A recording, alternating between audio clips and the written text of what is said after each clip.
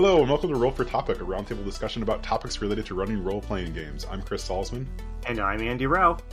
And Chris, today we're going to be discussing the topic of what role does nostalgia play in your GMing or in the choice of games that you GM? Yeah, this is a good topic.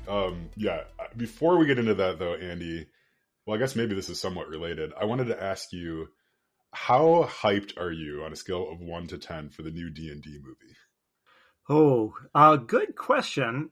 I may or may not have spent a fair amount of time this weekend trying to figure out how to get into like the Amazon Prime like early screening of the D&D movie.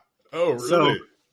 So I'll say this, I'm really excited to see it, but mostly because I have been waiting for months for a movie to come along. I really want to go watch a movie in theaters, and I keep checking the movie listings, and there's just nothing that appeals to me. Yeah. And the D&D movie, the trailers have been, I mean, they make me laugh.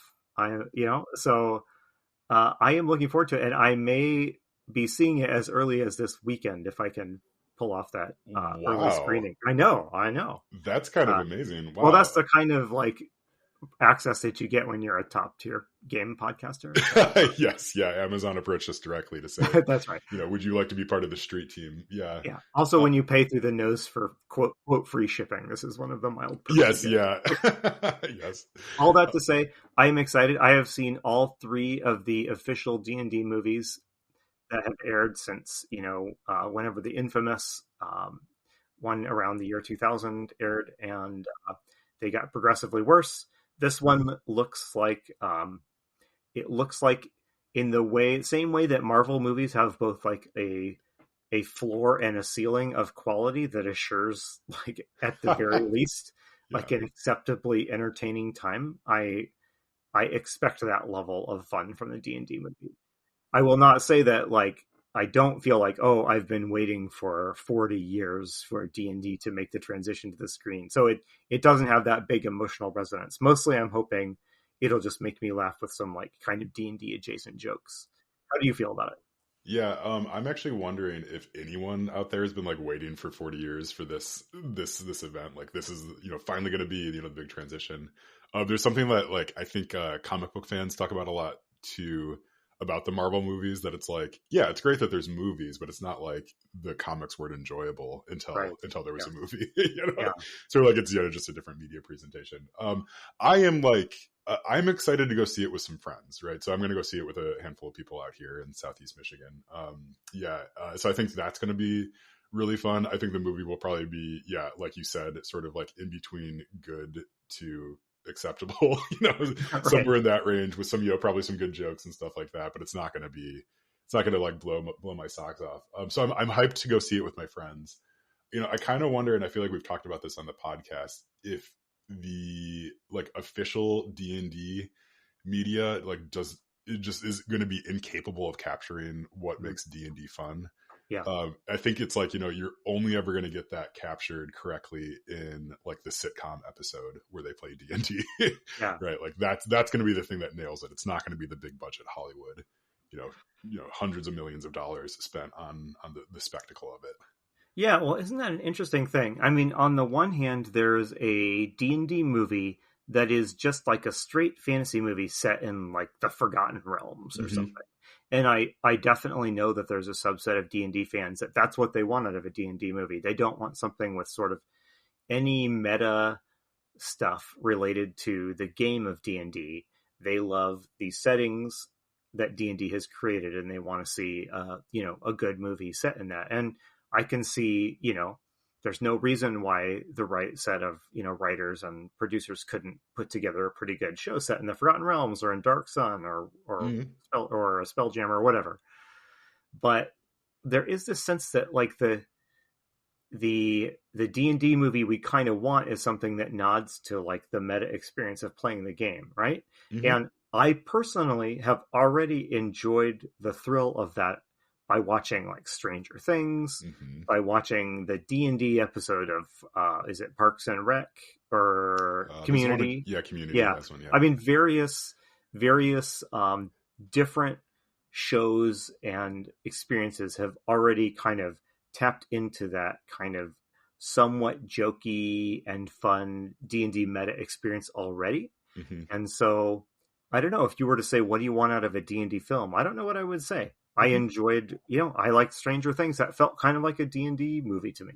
Yeah. What do you think about all that? Yeah. I mean, it's kind of fascinating as you're talking. It's like like whenever a sitcom addresses D&D, they always show sort of both sides of the table, right? They show like the people playing the game, and then also like in the game what their characters are like. And like, I cannot conceive of a D&D movie in which they would do that, even though that's clearly the right choice. Yeah. Right. Like, it's clearly the right, like, creative choice to be like, hey, here's the people sitting around the table, and then here's what they think they're acting out. Right. Like, that's the most compelling part about it. But like, you're never going to get that. No one's going to spend $200 million to make that movie. Even though, again, correct choice, but it's fine, right? Yeah, there have been, I think, successful within the scale of like the RPG hobby niche. There have been some attempts to put to film that sort of a split experience of like, here's what the players are saying, here's what is actually happening in the game. There's this game series put out by a small indie filmmaker called The Gamers. Have you heard of this? Maybe. Yeah. This sounds familiar. Yeah. Yeah. And I don't think they're the only ones, but I think they're the first, like you can catch screenings of them at Gen Con, for example. Mm-hmm. And so I think it is a widespread sense that kind of the right way to do this would be to highlight both the in-universe story that's being told and the outside, the real life experience of playing the game. Mm-hmm. And, would a straight up Forgotten Realms awesomely produced saga feel like D&D to you? I mean, I would shrug. I mean, I might enjoy watching it, or I might not. Like, that wouldn't really have any strong like appeal to me based on its D&D-ness. Yeah.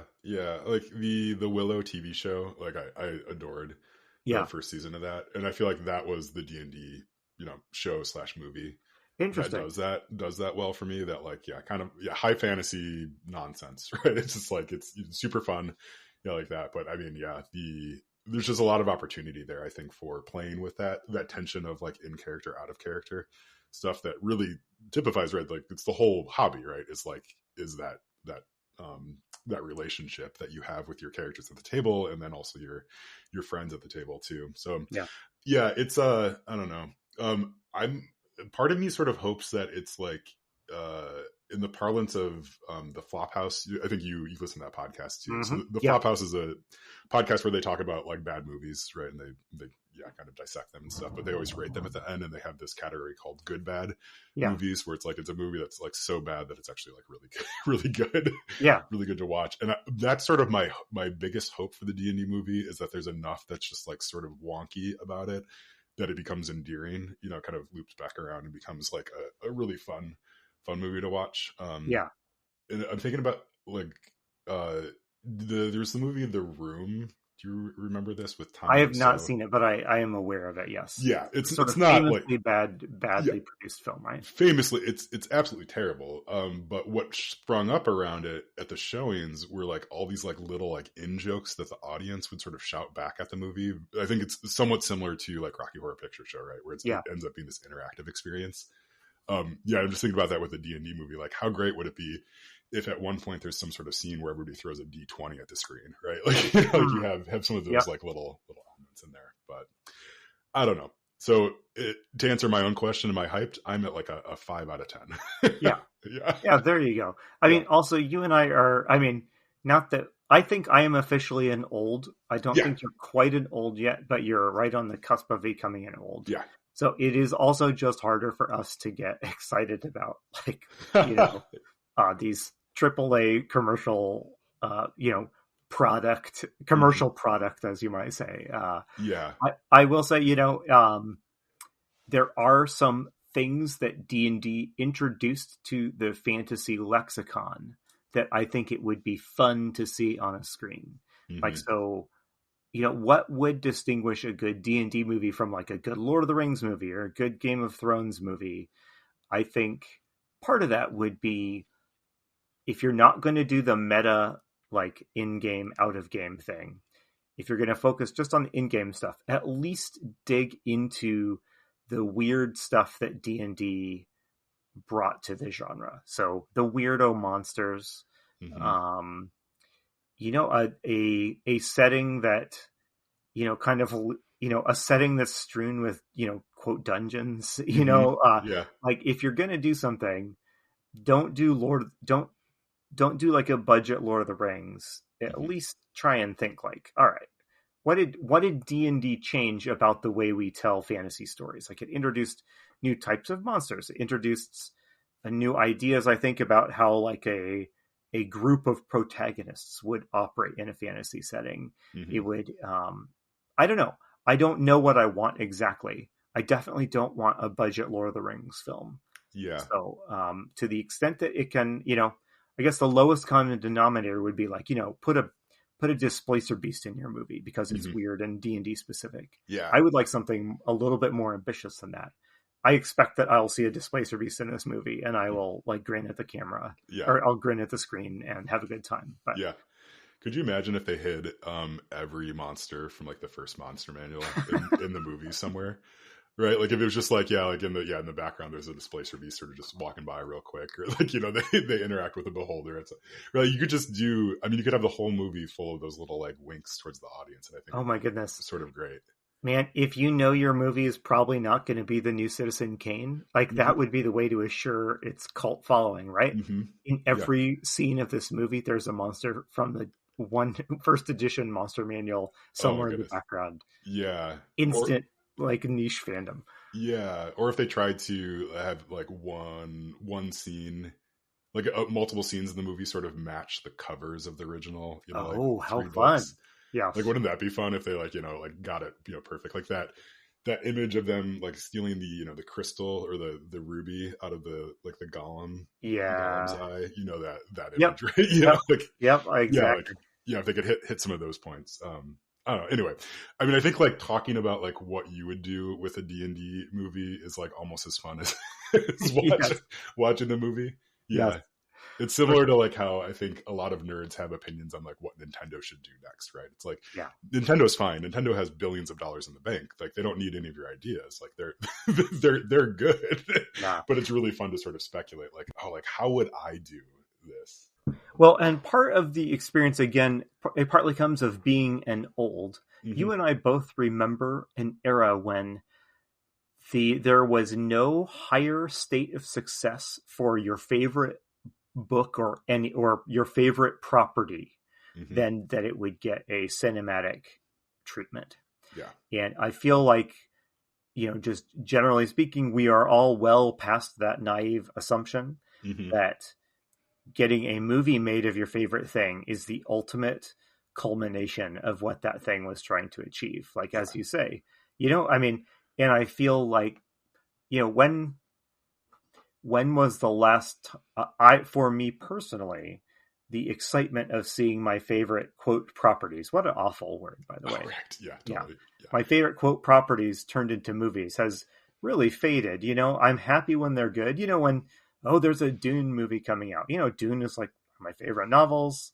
It's wonderful. I mean, was I pleased that the movie was good? I was. Was I beside myself with hype that a good movie was finally going to come out? No, because the books are already fantastic, right? Yeah. So, and I feel that, you know, that's true with comic book adaptations. And, you know, think about how much of the discourse of these adaptations from within the fan community is no longer, wow, someone made a movie based on our favorite property, but it's like just kind of criticizing and nitpicking and ripping to shreds the way in which the movie version failed to somehow live up to whatever your expectations were. I don't know. It all makes me think that sometimes you're better off just, you know, appreciating the original piece for what it is in the medium in which it was created. And, you know, as to bring it back to the D&D movie, and sorry for this long rant, you know, I hope to be pleasantly entertained by a D&D movie now and in the future. The feel that D&D to me is the game being played, and making a movie or anything else will never improve on that experience. it might deliver me something new and enjoyable, but D&D is the act of playing the game to me. And yeah, so no, I'm not really hyped about the movie. Yes, I hope it entertains me, but Yeah. Either way, I'm not going to be upset about it, and I'm going to keep enjoying D&D the game, right? Yeah. Yeah, I think that's all really good. I think we've kind of subtly transitioned into our topic about nostalgia and how it relates to our games, right? Yes. So yeah, we were talking a little bit about this on Discord, and I mean, this is just sort of an ongoing conversation. Is like, so like, you have been in the hobby for a long time, and I've been in the hobby for not a super long time, right? But like, like, so relatively new, right? Like, I think you look at my experience and you're like, wow, you started with 5th edition, like you're such a newbie, right? Right, like, what a noob. Yeah, and so like we wanted to like talk about that just a little bit. Like, so for me, this question of nostalgia is a lot of like, what am I bringing in outside of gaming into my gaming? And I kind of wonder, is the question for you sort of like, what stuff from gaming am I bringing back into my games? Yeah. Yeah, so I guess I'll start a little bit, right? So like, I mean, I grew up playing a lot of video games. Right when I was about to play Dungeons and Dragons for the first time, Magic the Gathering sort of hit around the same time. Yeah. So like, that's where all of my nerd friends ended up heading, as we just started playing Magic instead of D&D. In fact, like, I remember this was like at my friend's house, his parents had played, I think, advanced D&D for a little bit, right? They had like the monster manual up on their computer shelf, and they were big nerds otherwise, and we had like pulled down some of the D&D books at one point. We're going to make characters and stuff, and it was like, I remember it was like we had our magic cards right next to the like the characters, the character sheets and stuff, and it just like, that's just sort of the way it fell, is we played Magic instead. Yeah, so I mean, I'd always like a little bit aware of D&D, but it just never sort of rose to prominence because it was fighting against Magic and then video games at that time. So yeah, so it wasn't until much later that I kind of was searching for something that was a little bit more communal, communal experience as an adult, right? And then finding D&D and being like, wow, this is great, right? And then finding other tabletop games and stuff like that. Yeah, so like playing in, like, Matt Wilson was running a Call of Cthulhu adjacent game for a long time, so I started becoming a player in that, and it was like, just my eyes were opened up to like, oh, this is a super fun hobby. This is what I've been looking for a lot of my life. Yeah, my perspective is different. Like you said, I started gaming earlier, so by the time Magic came out, I had been playing D&D and adjacent games for a decade or more. And I remember not making any definitive historical statements here, but I remember the first time I became aware of nostalgia as a specific element of the D&D experience was when 3rd edition D&D came out. 2nd edition and TSR with it had kind of collapsed, and Wizards of the Coast was coming out with this new 3rd edition. And I remember that the pitch of 3rd edition was, I want to say these were words you would see in the ads for them. Go back to the dungeon. And it was a real deliberate call out to kind of whatever people thought of as the roots of D&D. After 2nd edition had expanded D&D into all kinds of different genres and settings, and things had gotten a little bit crazy towards the end. And I feel like just the whole hobby of role playing, and I don't say this in a judgmental way at all. We have never really gotten over or figured out what to do with the original D&D experience. 0 edition or 1st edition Gygaxian era D&D, and since 3rd edition came out, there has for 20 plus years been this whole side of the hobby. Sometimes it's been called the OSR, Old School Renaissance. There's been this whole side of the hobby, really leaning into trying to recapture whatever it was that 1st edition meant to us.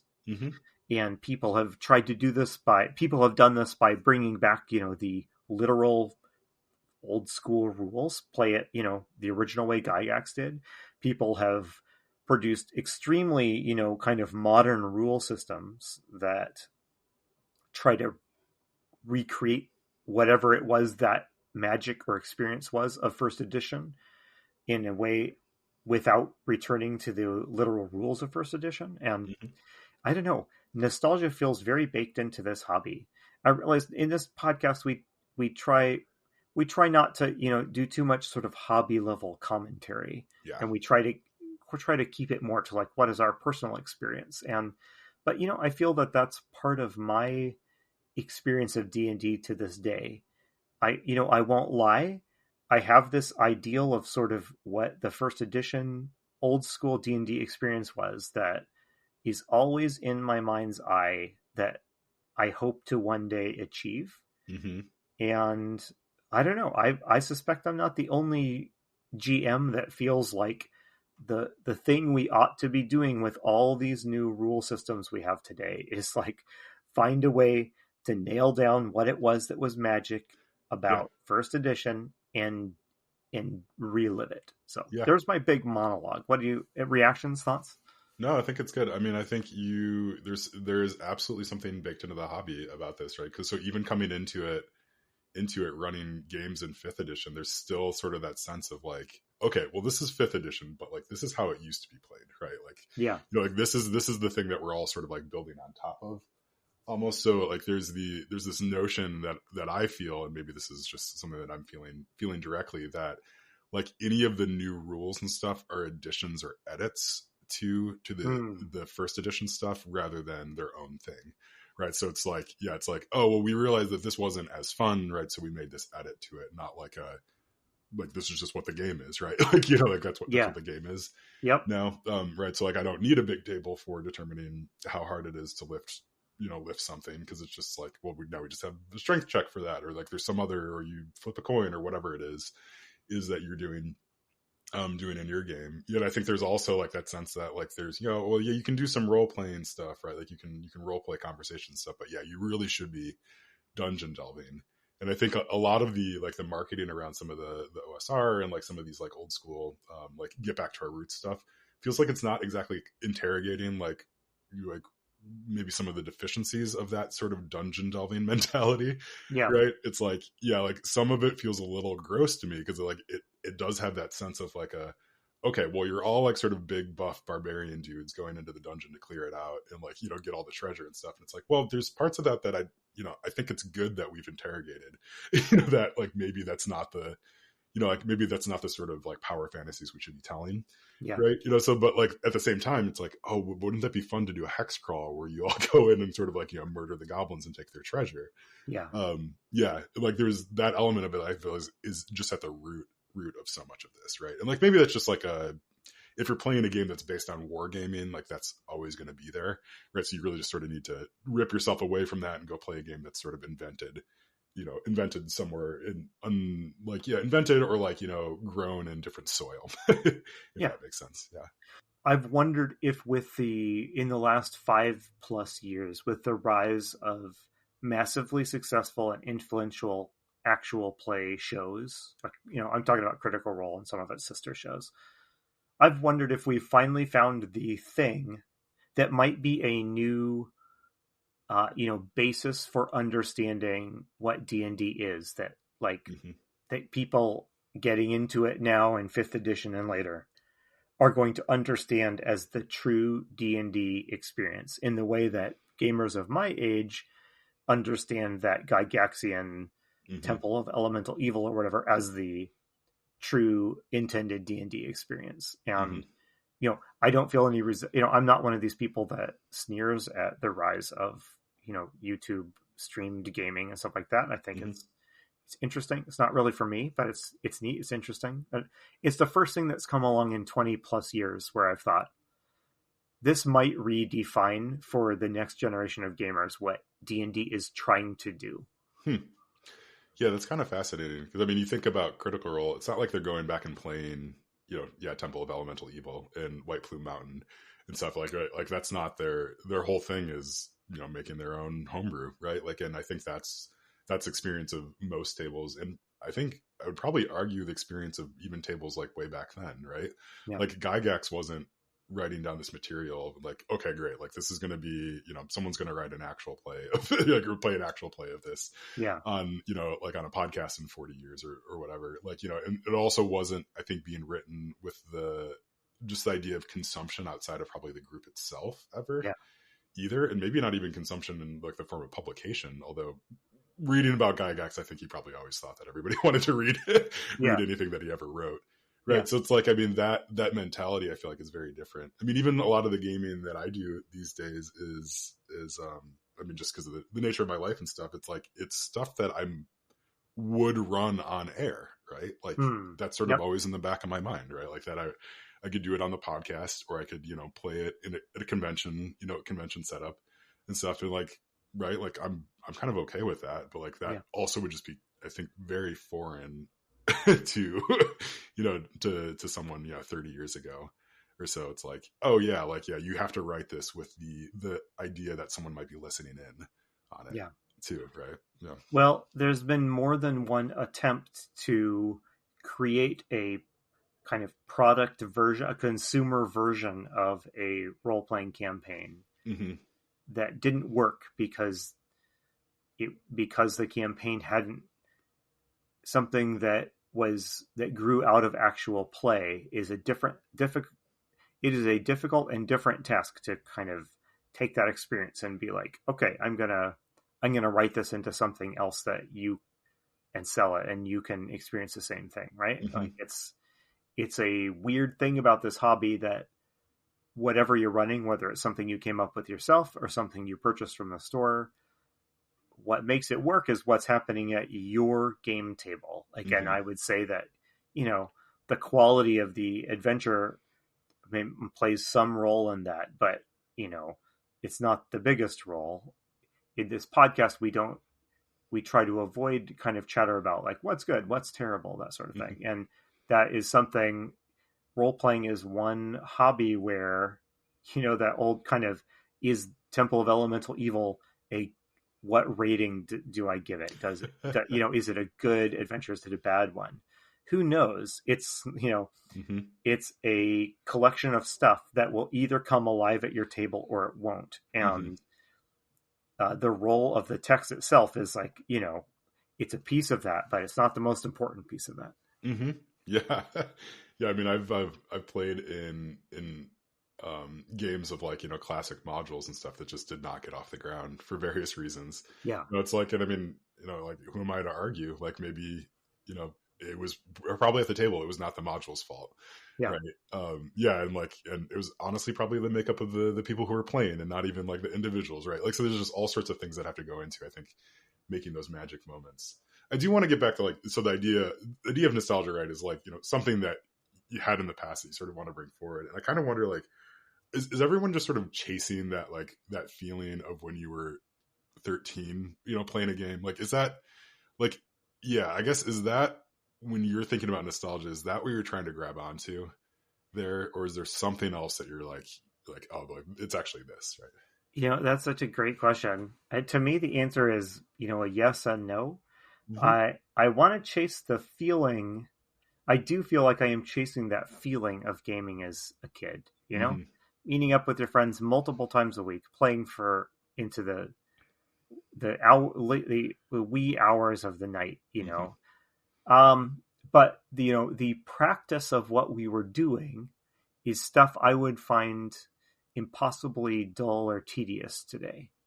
So the stuff, the depth to which I was into the D&D and Rolemaster and other rules is just something that I don't have any desire to kind of have to engage with the game at that level of depth anymore. And, when we were teenagers, we were creating these magic experiences, but they were not the way, I don't know, it's kind of hard to say. We were having a lot of, like 3-hour combat sequences and arguing over whether your +5 bonus to dexterity applied in this situation or not. And those were the things that produced magic experiences when I was 14 years old. Yeah. Today, when I think about what do I, I'm planned. So this weekend I have a Star Trek game coming up. And I think, what do I want to get out of this session? Absolutely none of those things. I want whatever the magic was that I felt when I was a teenager, but I don't want any of the specific things that I was doing as a teenager to be a part of it, right? Yeah. So the answer is yeah. I, in the same way we're nostalgic about all sorts of youthful stuff, I'm super nostalgic about my youthful gaming sessions. Mm-hmm. I would get up and have to leave the room 20 minutes in if I were to sit in and witness one of those gaming sessions today as a grown up. Yeah, that's very true. Yeah. I mean, I think about, like the, marathon, like video gaming sessions that I used to do. I'm just like, I literally cannot do that anymore. Yeah. But I think in some ways I'm always chasing that high. Like I will try every once in a while, I'll be like, okay, I'm going to take a day off of work and just, just like play whatever, this brand new game that came out. It's just like, I don't know if there's too many other responsibilities or what, but it's just like, it doesn't hit quite the same. Yeah. I've done the exact same thing. Yeah. I have literally taken off days from work to play a game, and I've gotten in my head that, this is going to be just like old times. But in like an hour and a half into whatever it is, it's like, okay, I'm kind of done with this. Yeah. What should I do next? Yeah. How decadent of a lifestyle we live. Yeah. Yeah. I mean, I do think, so I backed the Kids on Bikes second edition Kickstarter. Oh yeah. Yeah. I played the first edition once. Right. And enjoyed it quite a bit. But, didn't pick it up again. And I was just thinking, as we're having this conversation, like, why did I back that? Like, right. Yeah. I mean, I think we all have that sort of same wonder about our Kickstarter pile of shames. Like, okay, wait, why did I back that again? But I think for me, the reason I backed it is because I have such fond memories of jumping on my bike with my friends and like just going to ride to the comic book shop, right, to go buy some Magic cards and like, come on back, or like to go pick up the latest video game at GameStop, right? It wasn't called GameStop back then. It was Funko Land. Yeah. But like go picking that up and like riding back as quickly as possible because you had like just a couple hours before dinner time, right? Just like all these sorts of things, right? Like are centered around the idea of like having a bike, and it's like that's really what I want to capture again. Yeah. And like I bike all the time still today, right? Like I'm I'm that sort of person. Like that has not become not part of my personality, but like there's something about that magic of like just being a kid and like going out, on your bike. And it's like, that's what I want to capture again, is like that feeling. Yeah. I don't need to capture the, like, I don't know. There's no like mechanical, 3-hour long conversation, like you were saying, or like debating some sort of minute, like a small rule in Magic the Gathering that, like we would do that for hours at a time, like just trying to like figure out like, what does this card actually mean? Because we didn't have the internet necessarily, back then. So you couldn't just go ask anyone that you wanted to on Reddit or whatever about the ruling. Yeah. So, but I mean, like that's just what we did, is we just spent all this time debating the ins and outs of these like small details. And stuff. And it's like, like I think what I miss and like what I'd want to bring forward into my games is that sense of kind of unlimited time and energy. Right, is what it really comes down to for me. So, well, I honestly think that kind of built-in grappling with nostalgia is just part of the role-playing hobby for some reason. Yeah. I don't think that this experience is the same in a lot of other hobbies. I mean, if you liked playing soccer as a kid, and maybe you've played soccer your whole life, and as an adult you still play soccer, you're playing soccer, you're having a great time out of it, it's very fulfilling to you. That fulfillment is not bound up in like kind of wrangling with the nostalgia of the experience of playing soccer as a kid. Exactly. Right. Or maybe it is. I don't know. It probably is, but it's also like, you're still sort of playing. I don't know. I think about like golf a lot as like the exact opposite of role playing games. Although it's still like somewhat related. Like golf feels like, or something where you can kind of be good at your entire life in some capacity, right? Like I think that's the sort of thing where like you can kind of constantly get better at different parts of golf. So I think like the drive there of that hobby is, I'm going to get a little bit better at putting this year, or a little bit better at, I don't know, whatever, chipping, like those sorts of things, right? Like, so that's like a more, Yeah, so I can see that. But I mean, I could see if you're a soccer player, part of the appeal being thinking it back on like, oh, remember when I could run for 4 hours straight? Sure, yeah. Yeah. Yeah, I guess I can see that now. Yeah. I guess all that to say, this nostalgia, because D&D is and has been just the central element of this hobby for the entire duration of this hobby. I'm simplifying, of course. Yeah. That the nostalgia for what came before is just baked into what makes this hobby fun. And it's why 5e comes out with updated versions of adventures that have been published in like 4 different previous editions of D&D, right? Why are they doing that? Why aren't they just making new stuff? Because I think even if you didn't grow up in the 70s and 80s playing first edition D&D, nostalgia still feels like part of the experience. Maybe you weren't even alive in the 80s to feel nostalgic about this at all. I don't know. Yeah. It's not just olds watching Stranger Things and feeling nostalgia for the 80s, right? Yeah. Elsewhere, I was having a conversation about like arcades and stuff, because that's also a part of like, thinking back about like core memories of my life and stuff. And like those places were disgusting, right? Like, everything was sticky, like nothing was clean. There was just the secondhand smoke that permeated everything back then. I mean, do you remember like it just was part of going anywhere, is that there'd just be smoke, like, right? Like your friends' parents probably smoked, like, like maybe even you did too in like high school, because it was just like that was everything. And like these days, I mean, it's just not a part of my experience at all, right, to be around that. And like Stranger Things, like the very sanitized version of the nostalgia of the 80s, like, yeah, sure, like, yeah, you're going roller skating at the roller skating rink, but like, yeah, I don't see the clouds of smoke everywhere that like really typified like that time period and stuff. Yeah, so it's like, I think like even our nostalgia is going to have these rose-colored glasses. It's like, you're chasing something that never existed. Yeah. And like, I think that's okay, right? Like if that can be emotionally satisfying too. I think like you got to try to get back to a place that you can never go. Yeah. Interesting chat, but we should wrap up. Yes. Cool. Well, thank you for having that chat. I think that was really good. Yeah. Well, let's see. Unless you have any other closing thoughts, I think I will fully wrap us up. Good. Yeah, that sounds good. We, I guess we won't spoil it, but we have a really cool episode lined up for next time with some exciting guests. So stay tuned, I guess, or whatever the phrase is. That was a good teaser. Yeah. I'm a master. I'm a master of marketing here. Yes, you are. All right. Well, Roll for Topic is part of the Roll for It Media podcasting network. Our sister show, The Splat Book with John Corey and Kyle Latino, it can be found at thesplatbook.com. I started listening to, I think, one of their latest episodes. Yeah, it is really good. I'm trying to remember the exact topic about it, but it was one of those ones where I was just sort of like yelling at the podcast player, like, right on, that's great. So do go check them out. They are wonderful. But I think that does it for us. So I've been Chris Salzman. I've been Andy Rao. Remember, if your players have been fun, you're a great GM.